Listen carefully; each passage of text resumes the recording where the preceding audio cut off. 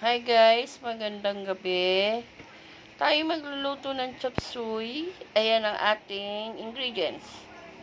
Bawang sibuyas, carrots, bell pepper, cauliflower, sayote, repolyo. Sa gulay natin yan guys. At meron tayo dong oyster sauce. Lalagyan ko ng oyster sauce. At ang ating harina, meron tayong mantika, toyo para magkakulay ating chop suey. At itong ating isasahog, ang ating nabiling baka. So, ngayon guys, atin nang hihiwain ang ating chop suey. Wait lang po. Ayan guys, lutuin na natin ang ating chop suey. Ayan, una natin bawang. Nilagyan niya ng butter guys, saka mantika, tas bawang.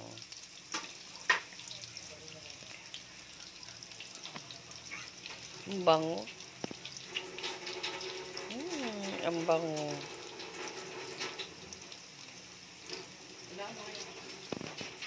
Next natin ay sibuyas.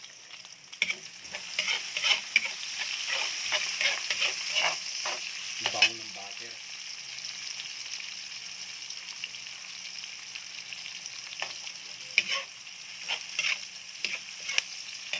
Next natin guys ay ang alin. Papaanoy natin ng konti. Itutuhin, tama ba? Hindi, ano yan, gulay muna. Ano na yun niya, ilaga na yun. So, Yung carrots, dapat. parehas yan. Sige, Ayan. sabay na raw natin guys yung sayote tsaka yung carrots. Kasi matigas yung mga yan.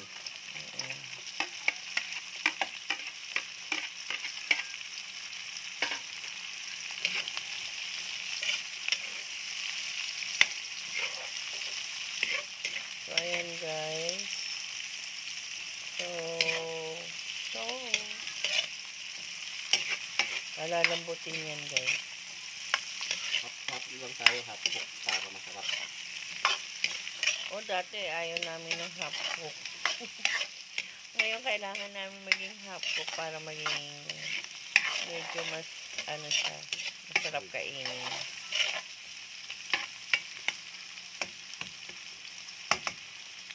Guys, nilagay ng ating cauliflower.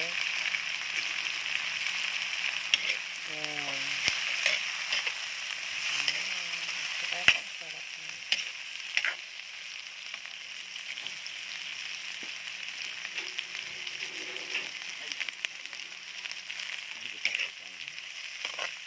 Ayan. Then pepper, hindi pa? Papaanoy natin ng konti. Okay. So, ayan guys, ilagay na yung bell pepper and ang ating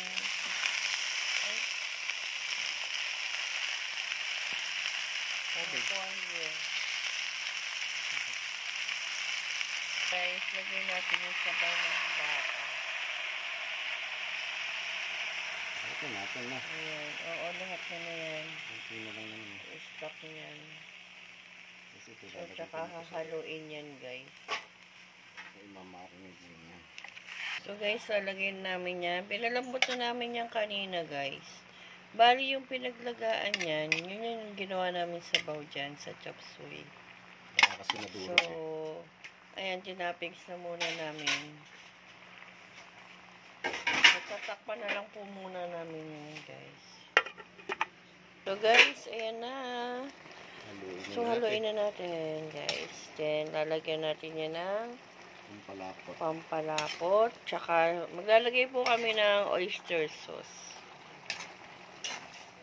Hinaan natin kasi ma-overcook na siya. Maganda lang yan. Ganyan lang. Lagyan mo na ng pampalapot. Next is Oyster sauce muna. oyster sauce daw muna guys.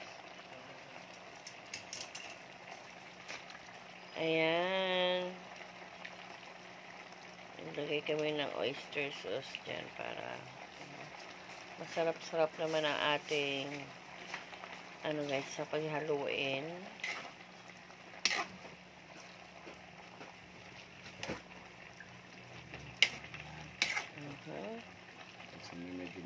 sabaw. Palaputin natin yan.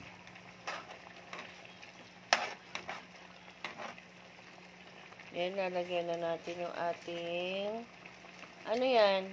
Cornstarch. Cornstarch.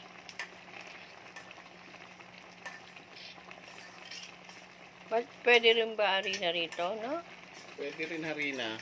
Ang pinagkaiba lang ng harina, yung sa hindi pa alam, pinagkaiba ng harina, ang harina pagka inilagay sa ganito, malabo ang sabaw, parang maputi.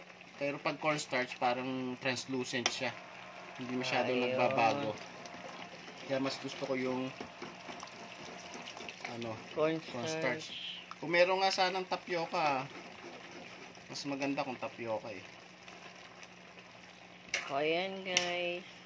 So, salt and pepper na lang yan, no? Oo, salt and pepper na lang. At tayo'y di-dinner na.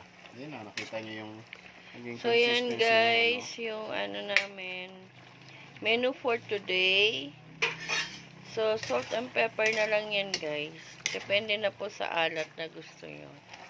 So, ayan na po, luto na. Ayan. So, please like, share, and subscribe na po tayo guys. So, maraming salamat po sa pagwa-watch nyo ng aming video. Pakishare na lang po yung aking channel. Maraming salamat po. Bye! See you next vlog.